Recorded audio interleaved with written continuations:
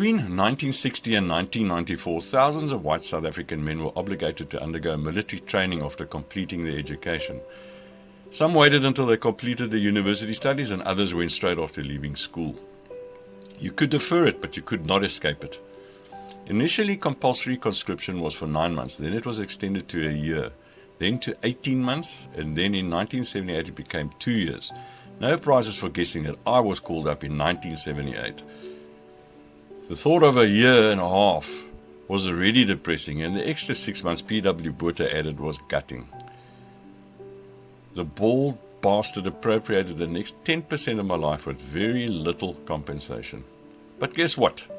If I had my life over, I would do it again. I would not be who I am today if it wasn't for that experience, and I'm happy with who I am today. Initially, I thought it had robbed me of my young adulthood. But looking back, I realized that it saved me from all the meaningless crap associated with that stage of life. You know, the false camaraderie, sowing your seeds and wild oats, get a degree, get married, procreate, work in the corporate world and die. I would not have traveled to every continent barring Australasia and the Americas, which I have no interest in visiting anyway. I would not have walked through the olive groves of Paros, harvested tomatoes in the Negev, come around at a cockfight at 2 a.m. in a Bangkok side street, meet Deepak Chopra, see Sylvester Stallone dive into the Dead Sea. Or meet P.W. Botha himself on election day in 1994 after 13 years of post-traumatic stress disorder, otherwise known as PTSD, or in the old days, shell shock or battle fatigue. I don't care what you call it. But I'll tell you one thing, I would not swap this life I've had for anything. Not even for Hugh Hefner's life, or Martinus Kortbroek van Skalkwyks, or Maria Sharapova's physiotherapist. I could have been rude there and said gynecologist, but you get the point. And if you're wondering about the light-hearted start to this, it won't last too long. This is the hardest story I've ever had to tell. It's been living inside my head for 40 years, and I've never told anyone the whole story, and this will be the first time.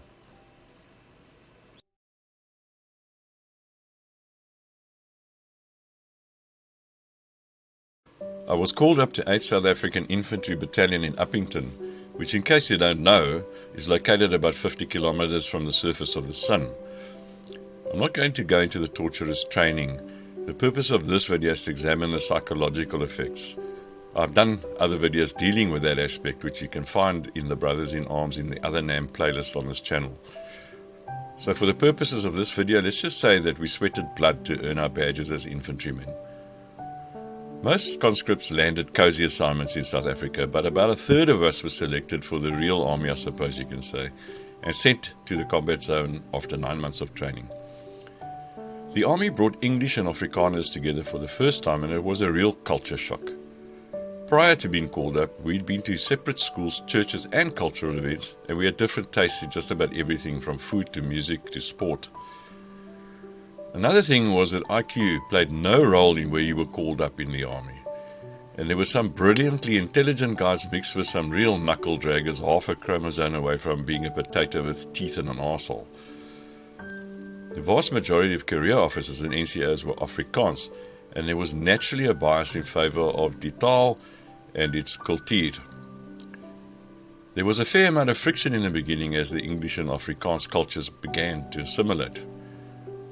Almost all of the Afrikaners were staunch National Party supporters, and because they did cadets at school, they could already march, whereas almost all of the English guys were United Party supporters and couldn't march because we didn't do cadets at school. So we were on the back foot from day one, and easy targets for the instructors to pick on. We were called verraaiers, kafferboeties, you could say that in those days, and slechte Engelsmanne. But it was like water off a duck's back to most of us. In fact, it was a motivation to prove that we settlers were as equal to the task as our voortrekker rivals. At this point, we were rivals, not Mikeys or equals or comrades. However, as we suffered together, that would gradually begin to change.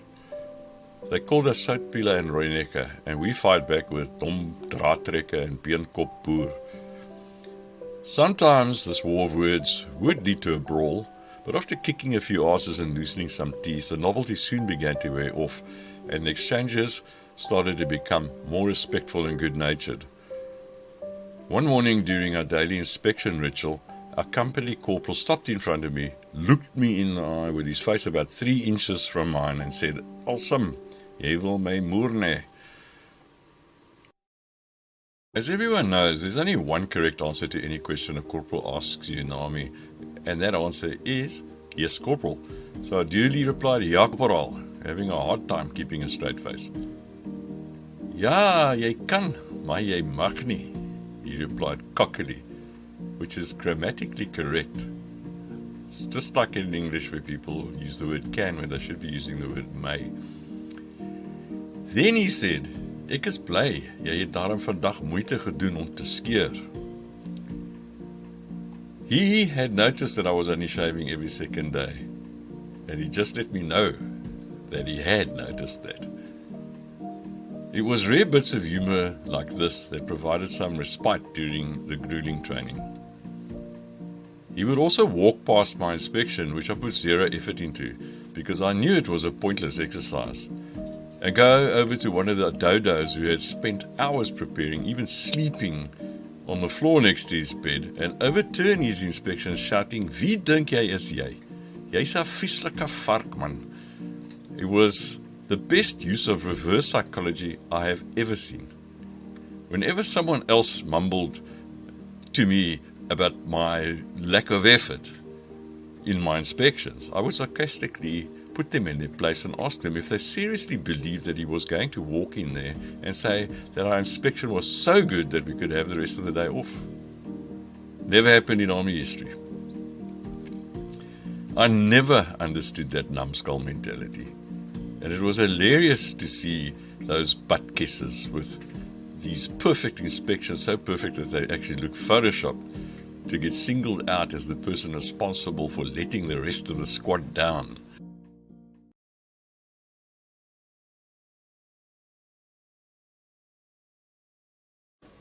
Humor was the only part of your personality you had left after the relentless 3 months of breaking down basic training, where you were reminded what a useless piece of state property you were on a daily basis. On the last Saturday of basics, when things seemed to be winding down, they told us we were going for a 20-kilometer route march in our dreaded full Stalduck webbing en geweer kit, in the searing heat, and told to empty our water bottles, because they would have a water truck waiting for us at the 10-kilometer turnaround point. We thought it was rather uncharacteristically charitable of them to lighten our load. We were not prepared for the surprise when they sprang it on us after a salty breakfast consisting of bacon, greasy eggs and mashed potatoes.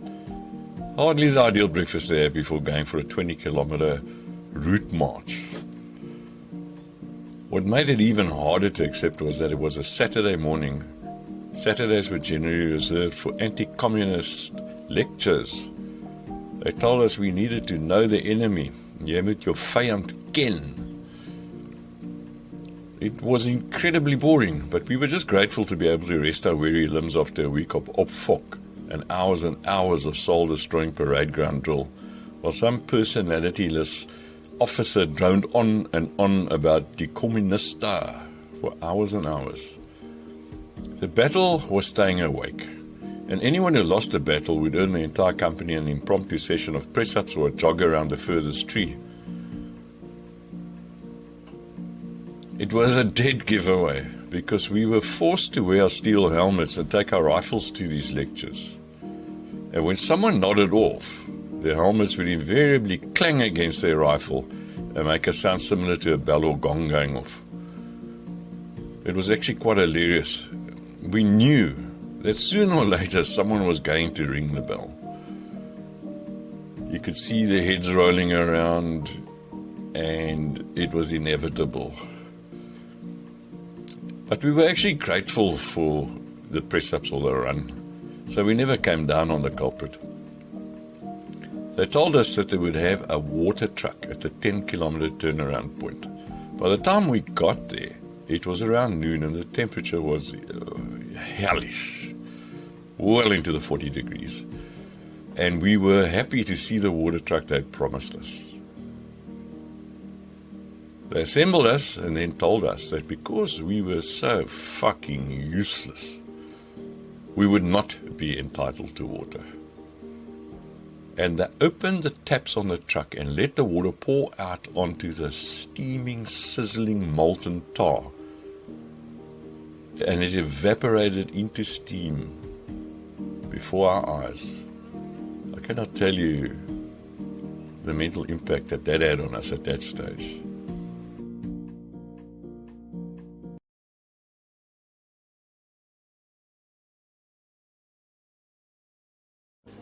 When we got back to base that evening, we were thankful that the ordeal was finally over. So we thought.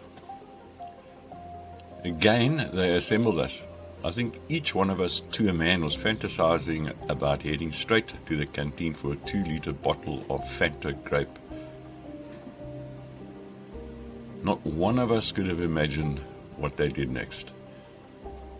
They again told us what pathetic nafi, and if you don't know what nafi means, it means no ambition and fuck all interest, slapgatte, which in English means slack asses, we were, and that because we had disrespected the base by walking back into it without forming up and marching back in, we had to turn around and do the route march over again in the dark. The sense of despair and disbelief was impossible to comprehend. The 12 to 13 hours that followed, for those of us who didn't pass out and end up in hospital on a trip, was probably the darkest moment psychologically in our training up to that point. I'd heard the expression out on my feet before, but never thought I'd experience it literally. Looking back at it, as sadistic as it was a critical part of our training. It took us to the end of our ability to endure. It took us way beyond anything our minds could ever imagine we were capable of enduring. If we were mentally strong enough to handle this, we could handle anything the bush threw at us. Quite a few guys ended up breaking down in tears, unable to continue. But we picked them up and encouraged them to summon their reserves and show the cunts that we could handle it. But the thing that stands out most for me about the ordeal was that when we finally got back to our tents in the early hours of the morning, barely able to take the last step before flopping onto our beds in a state of shock, disbelief, and total exhaustion, was the spontaneous laughter that broke out. We were too mentally exhausted to talk about the absurdly ridiculous ordeal we had been subjected to for almost 20 hours. All we could do was laugh, and eventually we laughed ourselves to sleep. The next morning, the laughter started up again. It had an enormous effect on our camaraderie. There was a new respect among all of us, and those who did not make it were not excluded. It could have happened to any one of us, and nearly did, I think, to each one of us. We drew energy off each other. We carried each other through that nightmare. Individually, I don't think any one of us would have made it on our own. It was a brilliantly thought out end to our basic training and made us realize how much we needed each other when the going was tough.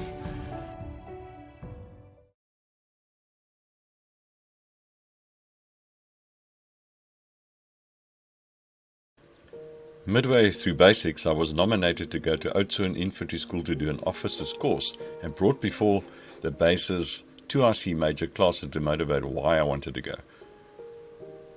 I was more surprised than flattered, considering that my approach during basics was not to excel at anything and do just enough not to attract attention. One day on the shooting range, I achieved a perfect score during the first 2 rounds from the 100-meter and 200-meter marks.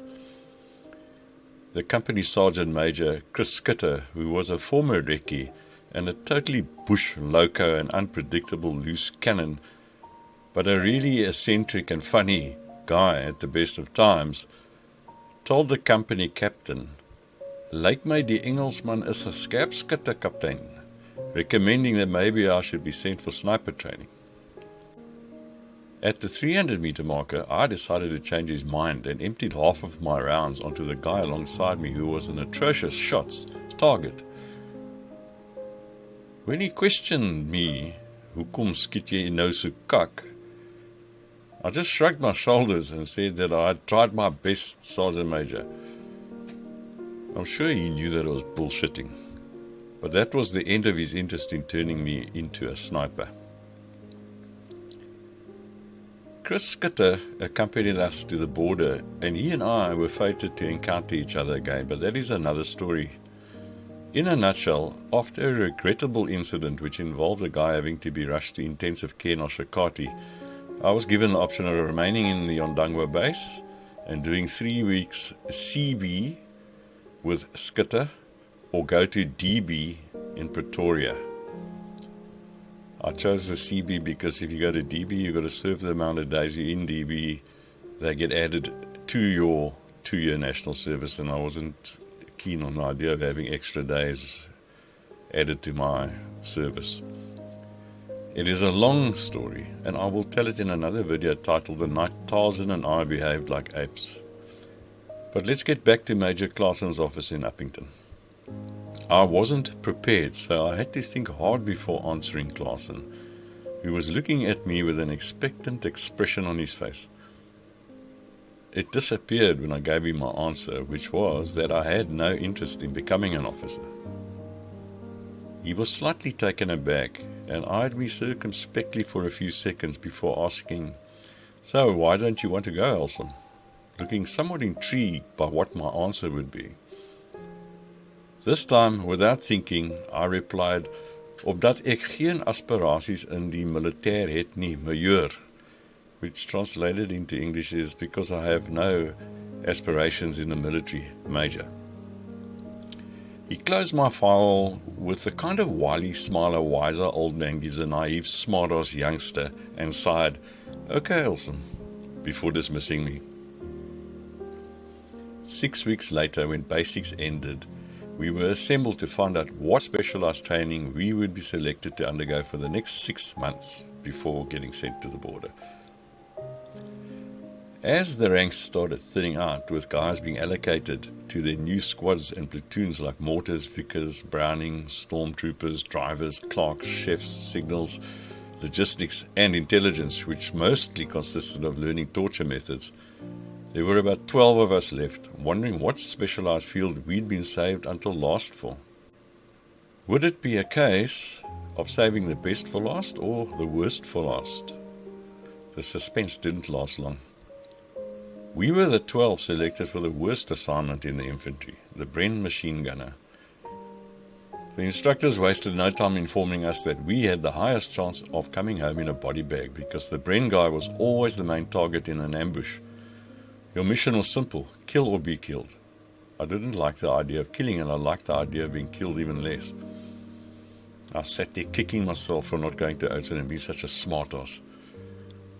Then a lieutenant came up to me and told me that Major Klaasen wanted to see me, as if my day hadn't been bad enough already.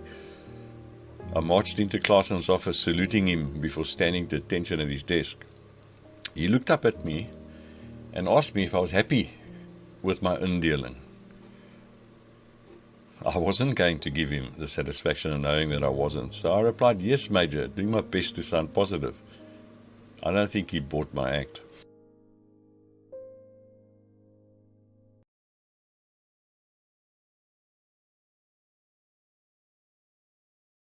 Amazingly, Andre and Derek had also been designated to the signals platoon, and being reunited with them was one of the most euphoric moments in my life.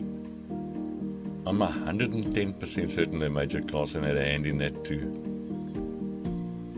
They were both Afrikaans, but neither of them had the boer oorlog Engels soutpeel mindset most of their inbred gene pool had, and were embarrassed by their boorish mentality. They would often come to my defense when one of the semi-literate Englishman haters made the arbitrary mule-head anti-soutpeel remarks, even though I told them it didn't bother me at all. Although I must say it was great to see that one of his fellow ons vir jou voortrekkers standing up for a slegte Englishman bothered him more than me replying, "Fuck off your platkop draadtrekker."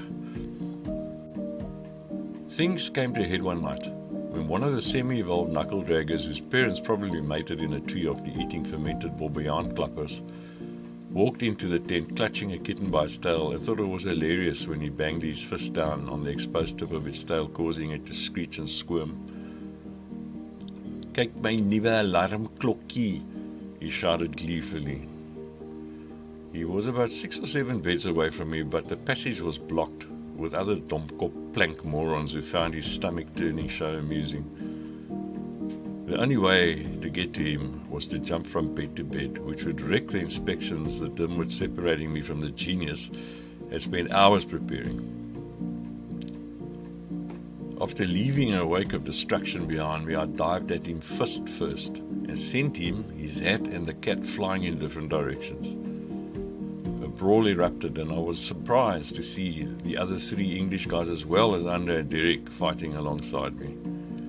Although we were outnumbered 6 to 30, they backed off to tend to their wounded Mikey, who was mumbling incoherently and having a torrid time getting back to his feet like a baboon in the Bosveld in Potgieter's wrist does after scoffing itself drunk on fermented marulas. It was the last time any Afrikaner in the tent ever gave any of us sleg Engelsmanne any lip again, and the night Andre, Derek and I became brothers in arms. When our 9 months training phase was over, it was time for the border duty guys to leave. On the spur of the moment, I told my signal NCO Duppy that I wanted to go. He was shocked and tried his best to talk me out of it, but I told him I would feel hollow remaining in Uppington for the rest of my national service while my mates went to the bush. Duppy treated his signal conscripts like his children and was a great guy with the patience of Job. He reacted to our mischief like a long-suffering father rather than an army NCO, and often used to say, "Julle gaan my in die kak drop." He had a funny way of talking, he brayed. He never reported us, ever. One of our tricks that really freaked poor Duppy out was to fake ops immediate messages that had to be delivered to the surrounding commandos in Kuruman, Lohatla, and Olifantsfontein, and we would wax, seal, and stamp them top secret so nobody could open the envelopes. Not even the MPs at the gate, which was a good thing because we used Duppy's old burger newspapers to fill them. So as you can imagine, it would have been great staying in Uppington with Duppy and my other great army mate, Garnet Arthur Parkin, who was a unique character who simply refused to do anything he didn't want to do, no matter who tried to get him to do it. They just could not break him. He would just stand there staring at the officer who was screaming at him or was trying to punish him with PT and do nothing. He took Nafi to another level, and when they tried to punish him by sending him to the border, he broke his leg on purpose after jumping off a truck during one of our training exercises, where they showed us how to jump and roll without breaking our legs. They demonstrated that jumping and landing on one leg would break it, and that's exactly how Parkin jumped. But that wasn't the only strange thing about Parkin. Garnet Arthur Parkin was Afrikaans. So Afrikaans that he refused to speak English at all. You could never get a solitary English word out of him. I found it hilarious and used to tell him that he wasn't fooling me, that I knew that he was a fellow soaked pill.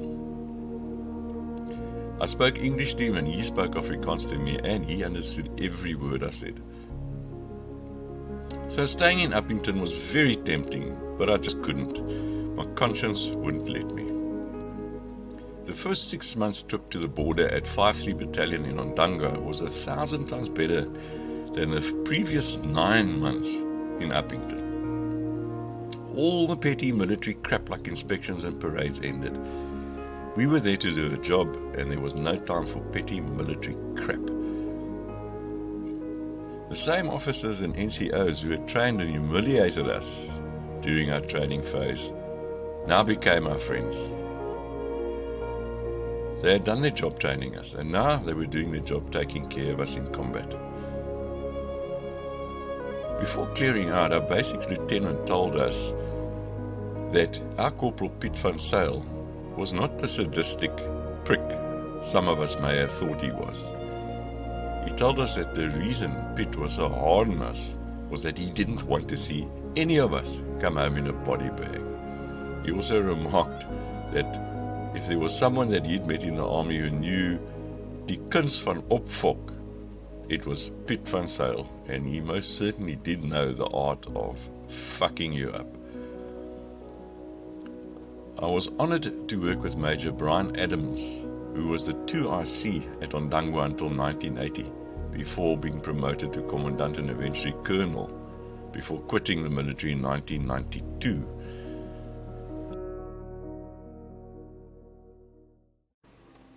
Major Adams was truly an officer and a gentleman, and the thing that fascinated me about him was that after getting his BCom degree at UCT, the hub of the anti-conscription protests orchestrated by Helen Ziller and her Ladies of the Black Sash, he decided to make a career as an officer in the SADF instead of pursuing a career in the corporate world.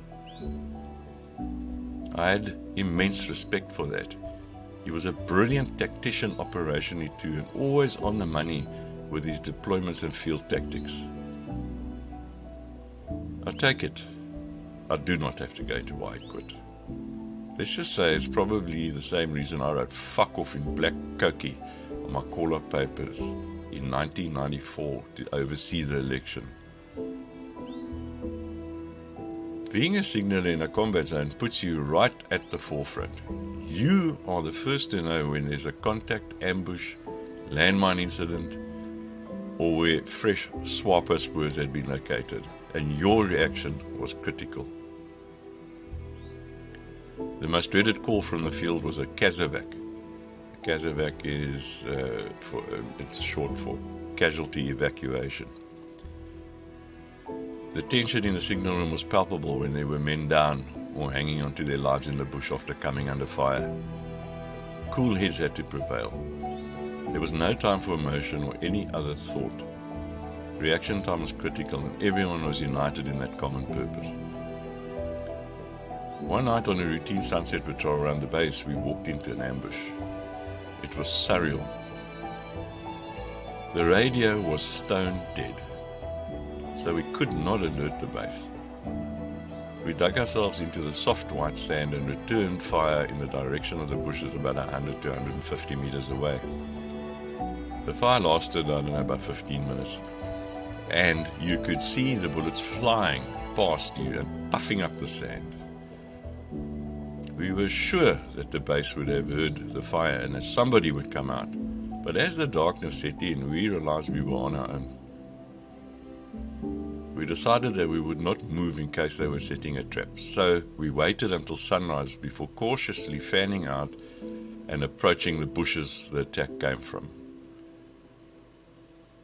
They had used an old fallen tree to shelter behind, but it was too dry and insect infested to provide protection from an R1 round, and there were blood trails leading away from the spot. Fortunately, none of us were hit. The thing is that not one of the 11 of us in that patrol knew whose bullets did the damage. That was the case in most ambushes. You didn't have direct sight. You only knew the location of the attack. That's why whenever someone has asked me whether I killed anyone in the war, I always say, I don't know. None of us did. There was no Rocco de Wet grensvechters out there charging at the enemy position. It was a guerrilla war. I never saw a live swapper soldier, but I saw plenty of dead ones.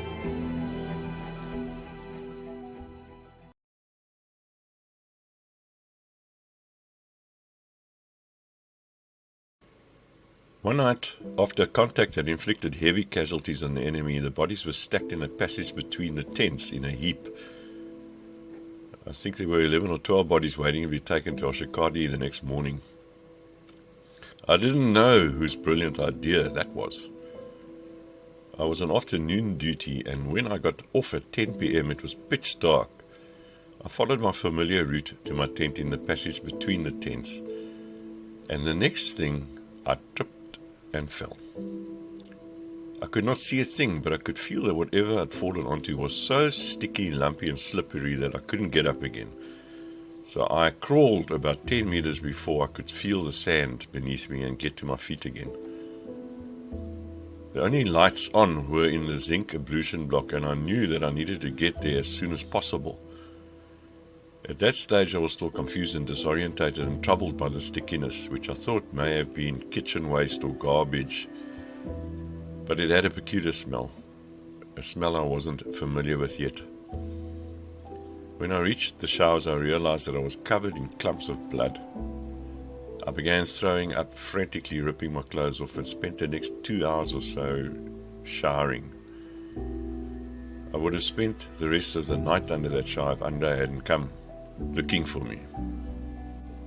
He thought that I knew about the pile of bodies they had brought in at sunset. I told him to bring me my towel, soap and shampoo, and spent another half an hour or so scrubbing and scouring myself before returning to the tent. I may as well have stayed under that shower because I didn't sleep that night, all the night after, and had to take myself off duty. I could hardly eat and could only manage short spells of sleep during the day if I was lucky.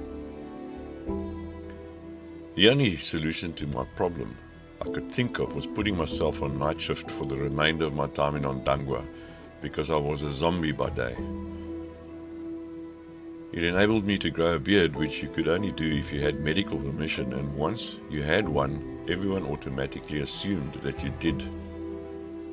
I didn't shave that beard off for the next 14 years, 13 of which I spent in a state of internal Bosbefok shell shock. Shaving it off marked the end of an era and a new beginning for me. Like thousands of others, the war didn't end after our tour of duty, and there are still thousands fighting it today. When we returned to Uppington after our 6 months in Ondangwa, we were given a 21-day pass. It felt bizarre standing on the side of the road hiking home to Cape Town that night. You almost expected someone in the bush to come and ambush you. I spent those 21 days going fishing on my own. None of my friends even knew that I was back, and I was not in the mood to reconnect with them and go partying. We had already been informed that when we returned, we would be going to Ogongo for our second and final border stint before clearing out. The fishing by day was doing me good, and I was at last managing to get back into some kind of normal sleeping routine again. Ogongo was a much smaller base than Ondangwa. It was a busy area because it was close to the strategic Ruakana water project on the Kunene River. The vegetation was also more abundant, providing SWAPO better cover for ambushes, and we suffered a lot more casualties and injuries on our patrols out of Ogongo. The base would also come under mortar attack more frequently after dark. We would often have to abandon the open-air movie amphitheatre and take cover in the trenches.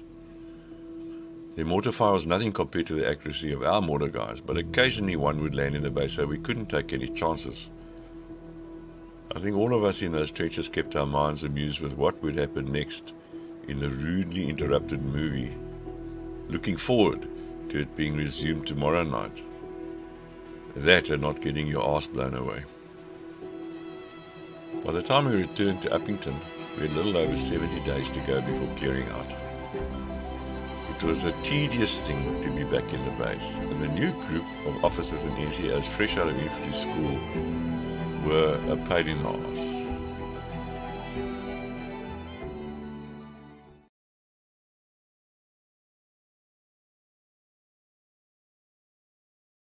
They were waiting for the July intake to arrive and tried to test the newly bestowed authority on us, which we made quite clear we would not stand for after a year in the bush. Whenever one of them tried to discipline us for not saluting or walking casually instead of in formation or any other idiotic base rule, We would tell them to fuck off. It was tense and irritating. The big brass didn't intervene, so it was a baptism of fire for the power-hungry new crop of instructors with a strip on their sleeves or a pip on their shoulders. It was also a form of revenge for us, but it became tedious and boring, eventually making it even more irritating. We've been back about 3 weeks when a top secret message came through. Top secret messages came through encoded in sets of 5 numbers, and Duppy would then take the ticker tape into his strong room and run it through the decoder. When he came out of the decoding vault, he looked ashen-faced and left the signal room without saying a word. I knew something serious had happened. He returned about an hour later, still ashen-faced. I asked him what was wrong. He said that the intake that had relieved us at Ogongo had just been wiped out by a grenade inside the tent we'd recently vacated. He said that all but 3 of the 10 of them were dead, but that the other 3 were in critical condition, and that the OC at Ogongo had requested that Derek, Andre and I return to fill in, but that he had told them to get new signalers from Heidelberg instead.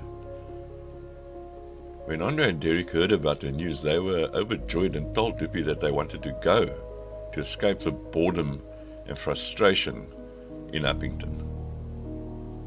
I told them that I understood their frustration, but that with 60 days to go, not to be stupid. I told them that as their corporal, I was ordering them not to go, but they scoffed at me, knowing full well I was not the type to pull rank. As I began to realize that there was nothing I could do to stop them, an uneasy cold feeling began intensifying in the pit of my stomach. I told them about it, but they told me I was being irrational. The guys who died in Ogongo were not dead because of an attack. They were dead because a knuckle-dragger walked into the tent with a hand grenade, pulling the pin out as a joke. Then he managed to fumble and drop the grenade, instantly killing himself and 6 other guys in the tent.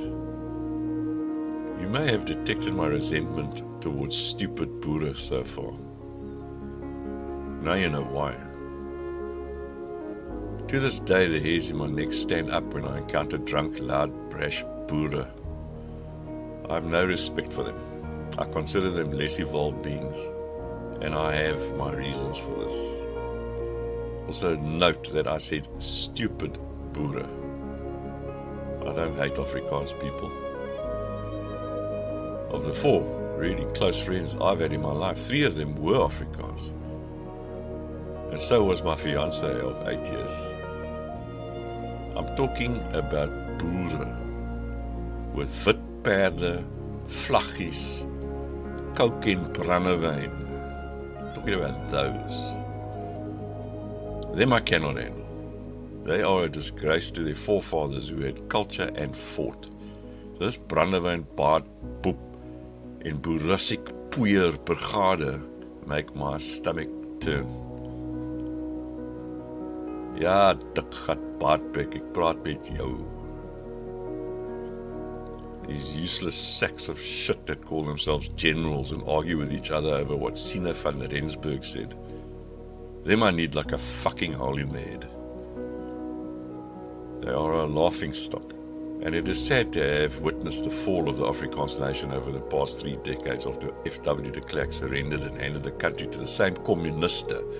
So many of us paid the highest price fighting in a foreign land. This is an issue I'll never make peace with, ever. I cannot even support the Springbok rugby team. They were the dummy they used to turn the Afrikaner into the useless nation it is today. And if you don't like hearing this, good. Maybe it's time to take a look at yourselves and what you have become. Your forefathers must be turning in their graves with shame.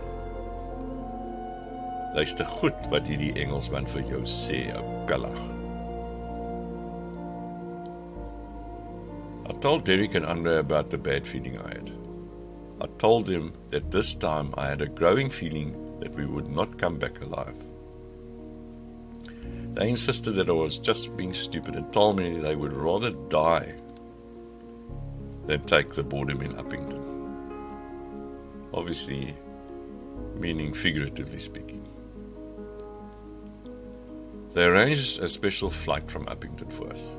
It was about a 6-hour flight to Grootfontein, which was the furthest point men were flown into the operational area because the risk of land-to-air missile strikes was very high over the area between Grootfontein and the Angolan border. We were the only 3 passengers on the flight, and not one of us spoke a word. All the while, the feeling inside my gut began to intensify. I felt ice cold and powerless. You cannot fight what is fated.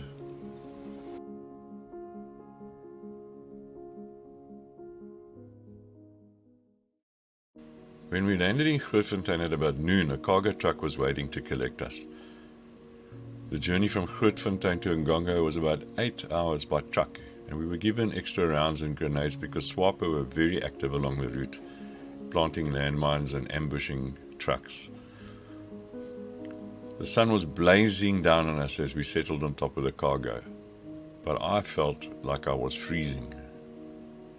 We remained silent the entire trip. When we got to Ogongo that evening, it was getting dark. We returned to our tent. It looked the same, but it didn't feel the same. The only evidence of the horror that had happened just days prior was a new canvas floor and the smell of bleach. After settling back into our routine, my anxiety began to moderate slightly. Perhaps they were right. Perhaps I was imagining spooks that weren't there. Then on the 3rd of May 1980, we got told that we needed to send a squad to a Kufut base about 10 kilometers to the south of Ogongo the next morning because the truck carrying the new detachment to relieve the unit that was returning to South Africa had broken down in Grootfontein, which meant that the base would be unmanned for about 24 to 36 hours. When I heard that Derek and Andre had volunteered to go as signalers, I was furious. Before leaving Uppington, we had agreed that we would not go out on any assignments, no matter what. That was the condition of our return to Ogongo. I was on afternoon duty, and when I got to the tent after my shift ended at 10 p.m., I angrily reminded them of our agreement before leaving Uppington. Things got really tense, with Andre and I stopping just short of coming to blows. That had never happened before, ever. I left them to take a shower. The showers in Ogongo were open air, and I looked up at the stars as per usual. Then a voice broke my trance. It told me that Andre and Derek were going to meet their fate. I hurried back to the tent and again pleaded with them not to go, again telling them I had a very bad feeling about it. But they remained silent. I don't think any of us got any sleep that night, and when morning came, Andre and I went for breakfast. Derek said that he didn't feel like breakfast that morning and he seemed to be very quiet. While we had breakfast, I urged Andre not to go one last time, but he brushed me off and left before it finished, which was out of character for him. He always respected me for eating with him and Derek instead of in the officer's mess where the food was hotel class compared to the hospital class, prison class fare they served the ordinary men. When I returned to the tent, Derek was lying on his bed, shivering. He was pale and sweaty, and I immediately told him that he couldn't go in that condition, and that I would go instead. As I began to pack my bags, the truck arrived, and Derek got up, picked up his kit, and headed to the truck without saying a word. I ran after him, but he ignored me and climbed into the back of the truck. I told him he was being ridiculous and that he needed to report sick. He just remained silent. I returned to the tent and encountered Andre at the door on his way out. He gave me a brotherly punch on my shoulder and sheepishly said, "See you, Boet." That was the last time I saw either of them. Previously, this is all I've ever spoken about that fateful night in Ogongo. This is the first time I'm going to tell the rest of the story. It's a story that's been living inside my head for 40 years. I went on to duty at 2 p.m. and returned to the empty tent at 10 p.m. It was the first time I'd ever slept in that tent alone. Being exhausted from the previous sleepless night, I drifted off to sleep fairly easily. At 1:05 a.m., the sound of gunshots being fired awoke me. I felt a piercing, burning sensation in my stomach.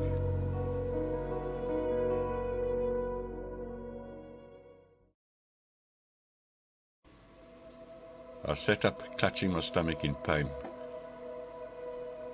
It was pitch dark.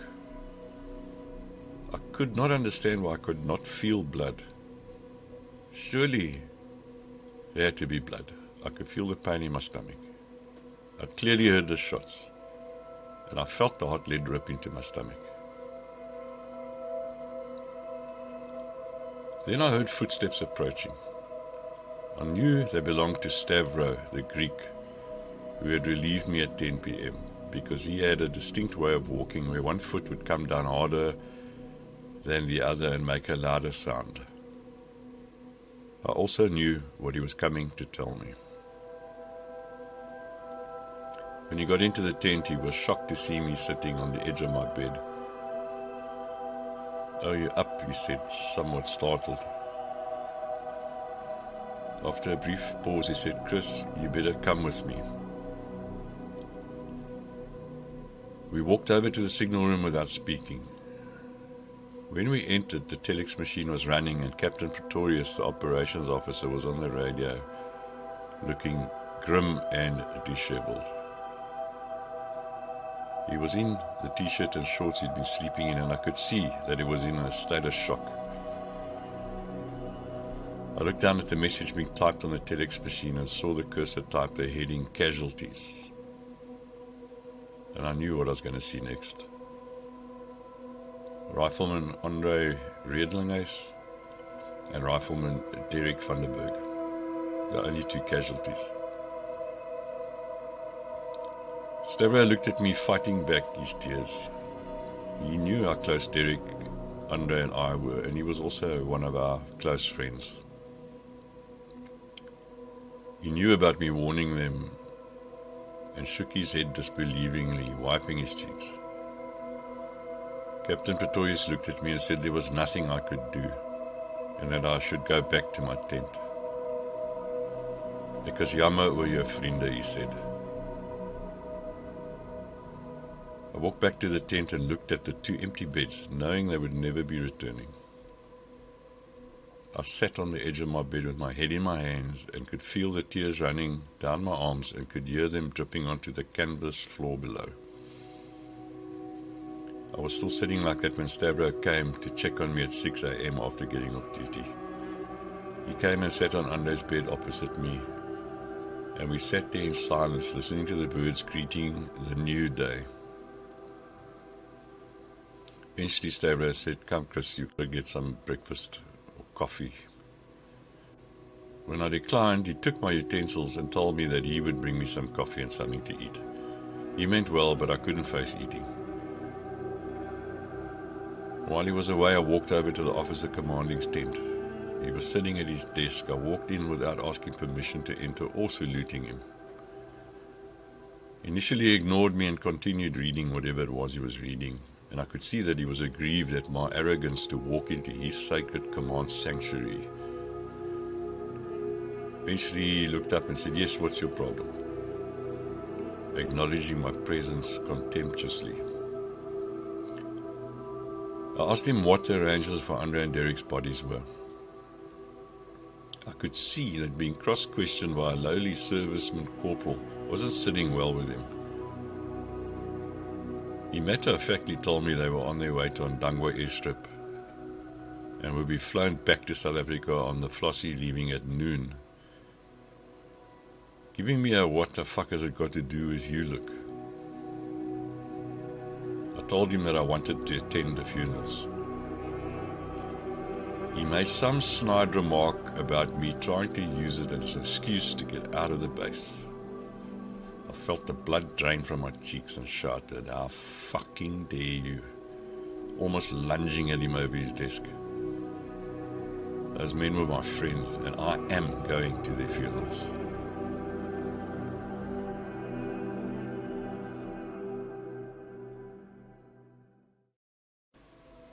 "I'll fucking shoot you if you try to stop me," I shouted.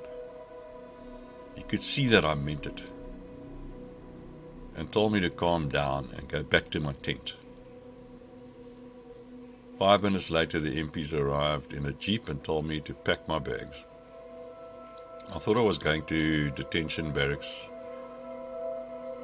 when they took my rifle off me.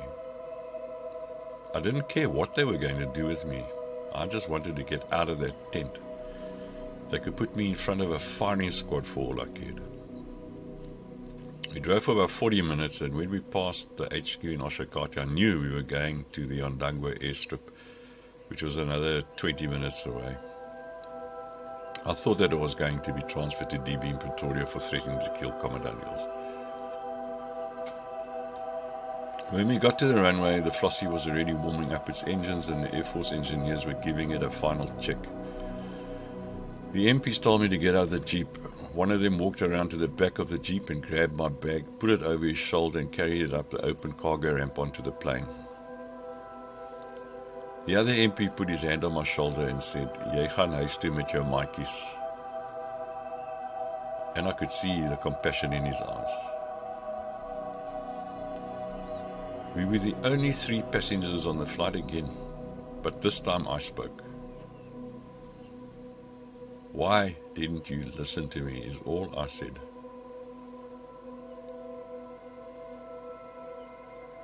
When we landed at Waterkloof, a military vehicle was waiting to pick me up.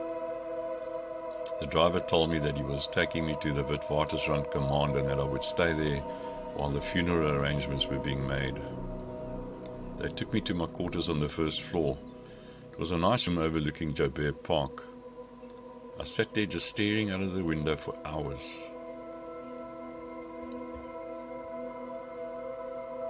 I watched the vagrants in the park getting drunk and laughing.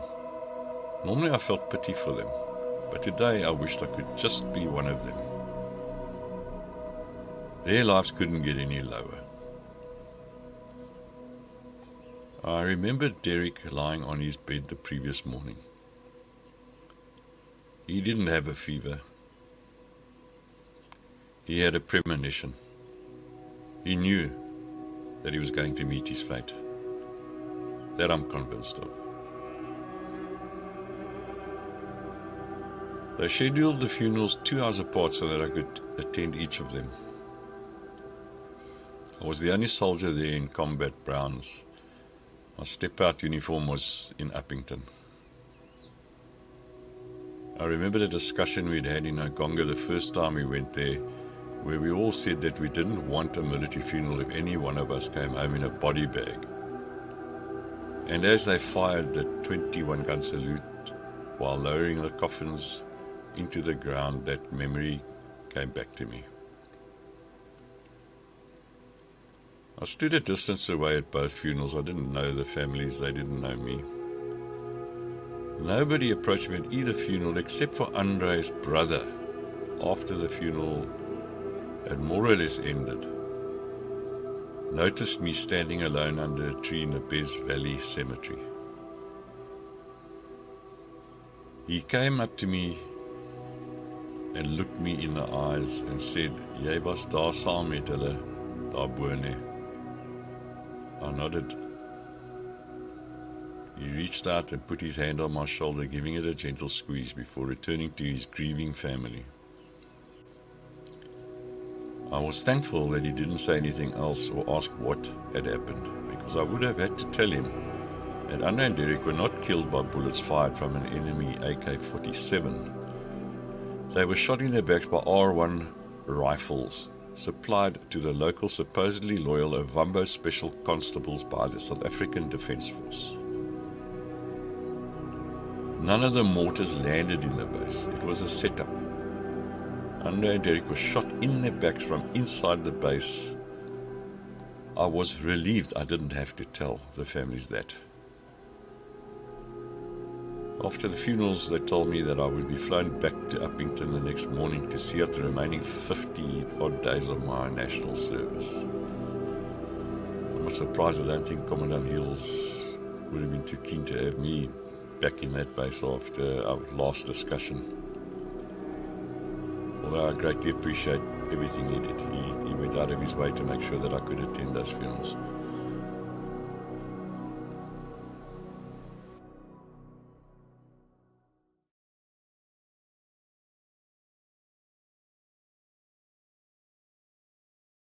I did not celebrate 40 days with the other guys in Upington.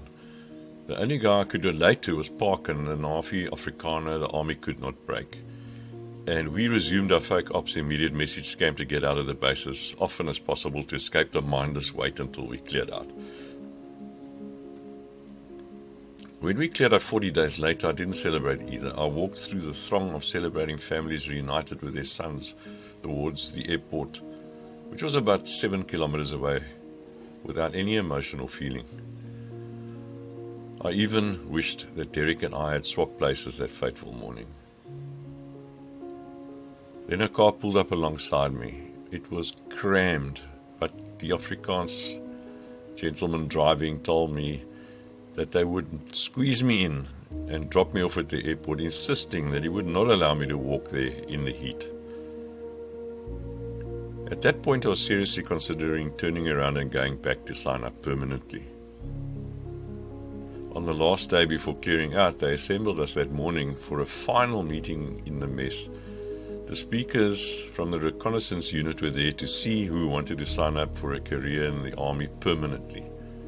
That's the psychology they had. They came on the last day, and obviously the kind of people that would sign up on that day would be serious.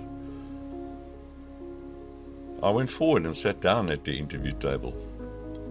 The first question the interviewing officer asked me was, "Would you kill your parents for the state?"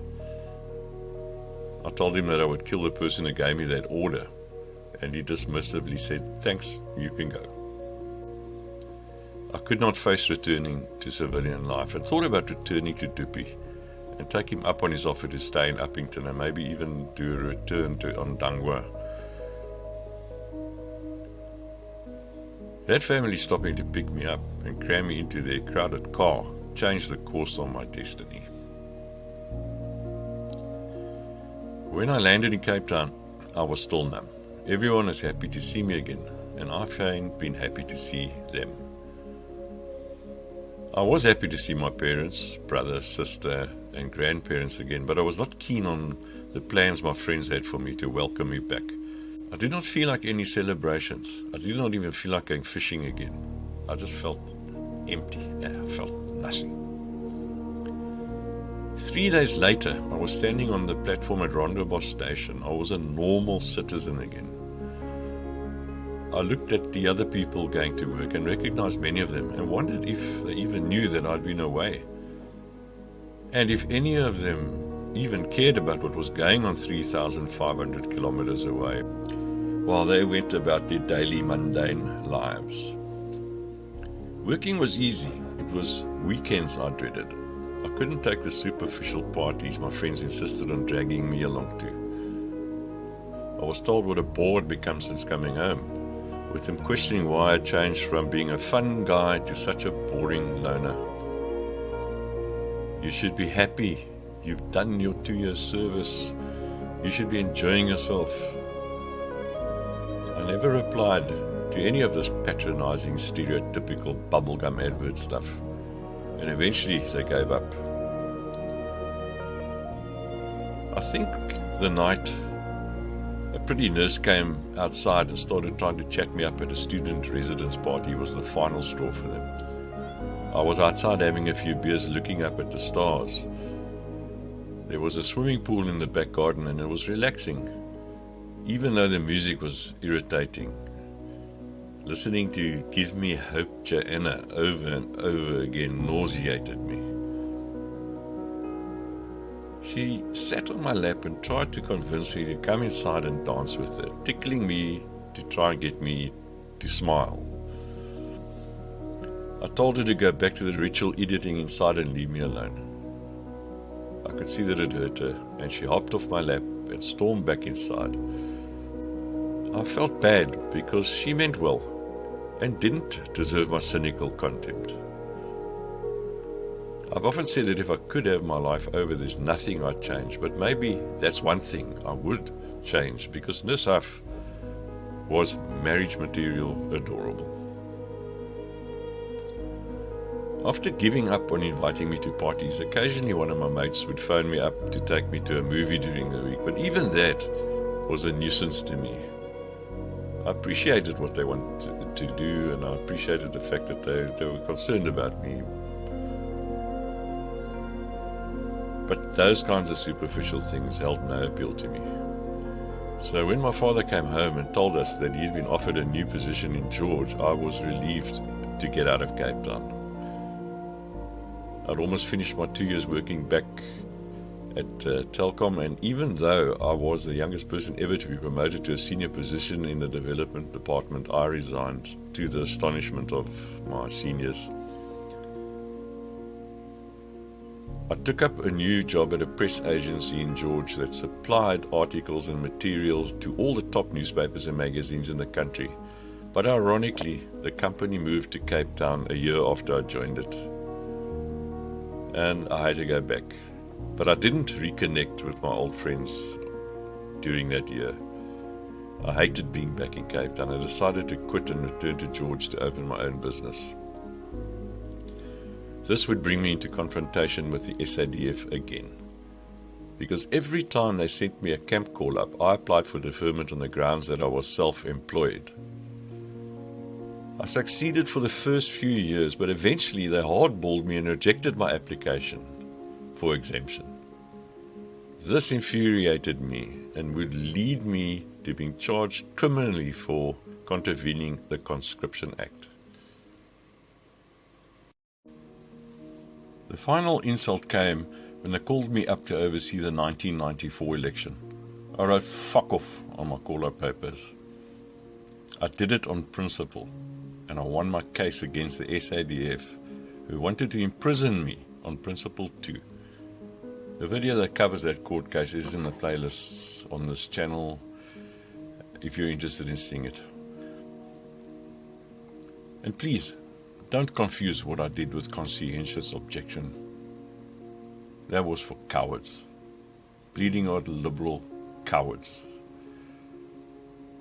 I did not support the old regime. As an Englishman, I have never had a say in the running of this country. But I knew what a disaster handing power to the liberation cadres and their atheistic communistic doctrine would be. That is why I fought, as much as I despised the old regime. My attitude didn't go well with all the La La Land, New South Africa, Viva Madiba morons celebrating what they thought was a miracle in 1994. You do not celebrate surrender. There is no honor in surrender. And I will never make peace with the fact that we were never given the opportunity to defend our country on home soil.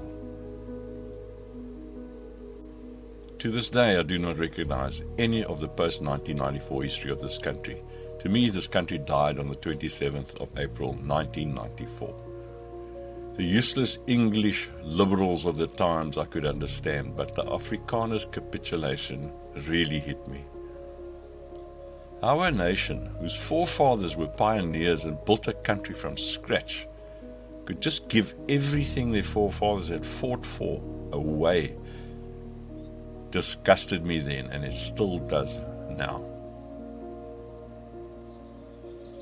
And as for these so-called struggle heroes and veterans, they never existed. Not one round was ever fired Not one battle was ever fought. What a mockery. After returning from Namibia, we were ordered to stand down. We had to go sit in the townships, and we were humiliated. We were not allowed to take any action whatsoever to defend ourselves. After being in Namibia, we were told to stand down in our own country. So what happened on the 27th of April 1994 was not a miracle. It was the biggest manifestation of the Stockholm Syndrome in history. This isn't an unpopular opinion. It is an unpopular fact. And the reason South Africa is the weakest and most superficial and apathetic nation on the planet today. Not nice to hear that, is it? But it's the truth. This looting disgrace of a government should have been thrown out of Parliament and arrested a long time ago. They have stolen from the poorest, which I consider a crime against humanity. But while they may get away with it here, they will ultimately pay. And so will all the cowards who enabled them. Yes, I'm talking about heaven and hell here. There has to be a place good goes to, and there has to be a place evil goes to.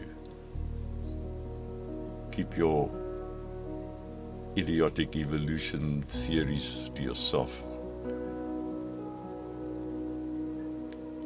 And as the years have rolled on by, I've come to realize that perhaps Derek and Andre, my departed brothers in arms, were the lucky ones. That they did not have to witness this. For some reason, I was destined to witness the sickening fall of a nation that sold its soul for a rugby ball.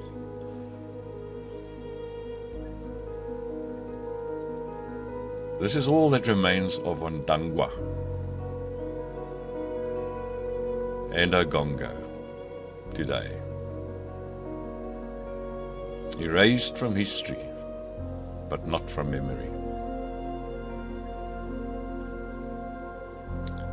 I have not delved deeply into the 13 years of post-traumatic stress disorder I endured between 1980 and 1994 in this video. It didn't disappear in 1994. I just learned to manage it better after making peace with what happened that fateful night in Ogongo. A war never ends for those who partook in it. For most, the battle only really begins when it ends.